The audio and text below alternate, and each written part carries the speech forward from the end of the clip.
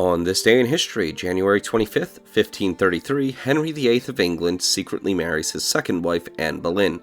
Included in the following is an excerpt from the 1944 edition of the Encyclopedia Britannica, going over the history of the Queen.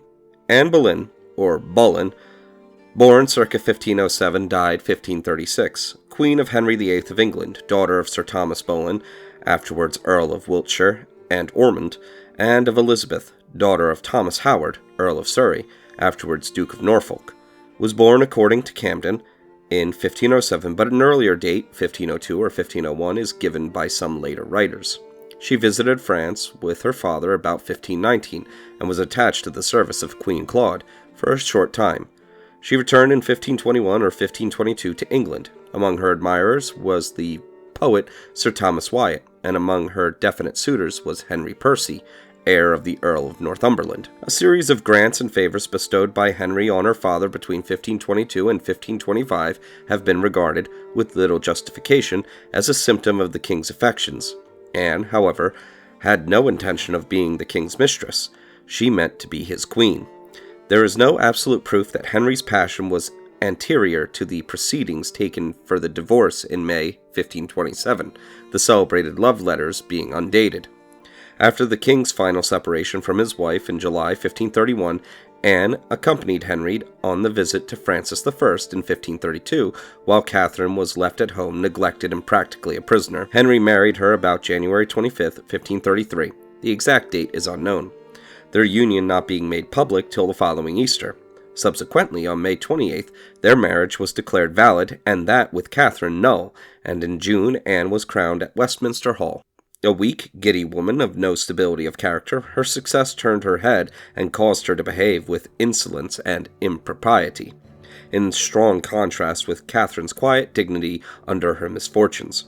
She, and not the king, probably was the author of the petty persecution inflicted upon Catherine and upon the Princess Mary, and her jealousy of the latter showed itself in spiteful malice. She incurred the remonstrances of the Privy Council and alienated her own friends and relations. But there were soon signs that Henry's affection, which had before been a genuine passion, had cooled or ceased. He resented her arrogance, and a few months after the marriage he gave her cause for jealousy, and disputes arose. Fate had prepared Anne for the same domestic griefs that had ruined Catherine.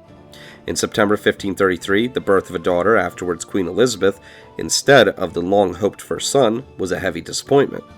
Next year there was a miscarriage, and on January 29, 1536, the day of Catherine's funeral, she gave birth to a dead male child. On May 1st, it became known that several of Anne's reputed lovers had been arrested. On the 2nd, Anne herself was committed to the Tower on a charge of adultery with various persons, including her own brother, Lord Rochford.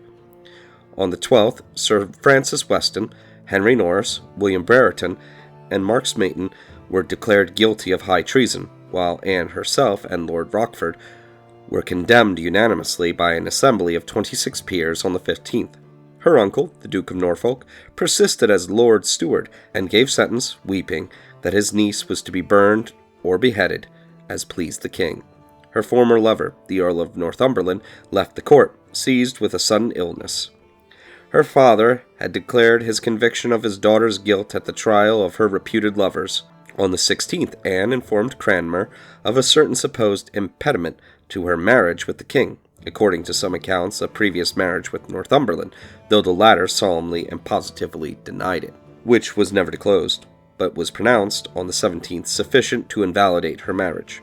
The same day, all her reputed lovers were executed, and on the 19th, she herself suffered death on Tower Green, her head being struck off with a sword by the executioner of Calais, brought to England for the purpose. She had regarded the prospect of death with courage and almost with levity, laughing heartily as she put her hands about her little neck and recalled the skill of the executioner. "I have seen many men," wrote Sir William Kingston, governor of the Tower, "and also women executed, and all they have been in great sorrow, and to my knowledge this lady has much joy and pleasure in death." On the following day, Henry was betrothed to Jane Seymour. Anne Boleyn's guilt remains unproved. To Sir William Kingston he protested her entire innocence, and on the scaffold, while expressing her submission, she made no confession. A principal witness for the charge of incest with Rochford's own wife, a woman of infamous character afterwards executed for complicity in the intrigues of Catherine Howard. The discovery of Anne's misdeeds coincided in an extraordinary manner with Henry's disappointment in not obtaining by her a male heir, while the king's despotic power and the universal unpopularity of Anne both tended to hinder the administration of pure justice. But it is almost incredible that 2 grand juries, a petty jury, and a tribunal consisting of nearly all the lay peers of England, with the evidence before them, which we do not now possess, should have all unanimously passed a sentence of guilt contrary to the facts and their convictions, and that such a sentence should have been supported by Anne's own father and uncle. Anne is described as not one of the handsomest women in the world. She is of middling stature, swarthy complexion, long neck, wide mouth, bosom not much raised, and in fact has nothing but the English king's great appetite, and her eyes, which are black and beautiful, and take great effect.